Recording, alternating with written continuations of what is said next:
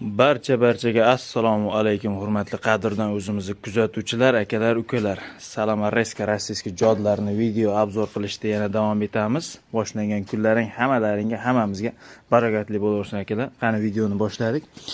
Qarshidan, Samarqanddan, bo'lmasa Qoraqalpog'istondan, Xorazmdan akalarim telefon qilib so'rab turadi. Motorsiz menga bir narxi arzonrog'idan kerak deydiganlar uchun motorsiz variant, qolgan hamma joy tayyor holatda mana.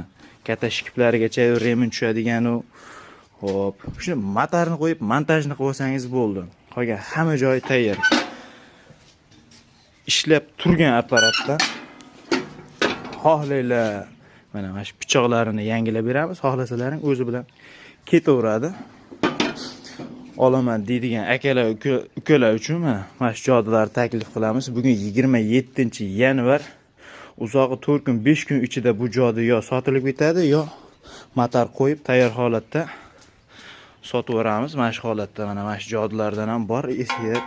Ehtiyot rossiyskiy jodi apparat olaman deganlar uchun qishin yozin qo'l quruq chang ketmasdan, o'ta maydalavermasdan chiqarib beraveradi akalar. Telefon nomerlarini qoldiramiz, aloqaga chiqarasizlar. Narxini buni telefonda gaplashamiz akalar. Telefon qilinglar. Bugun 27-yanvar, 4 kun, 5 kun ichida sanaga qarab qo'yasizlar. Sotilsa kommentariyaga yozib ham qo'yamiz, sotildi deb qadab. Hop. Yozilmagan bo'lsa akalar aloqaga chiqarasiz. Telefon nomerlarini qoldiramiz. Adresimiz Namangan viloyati, Namangan tumani, Tepaqo'rg'on qishlog'ida.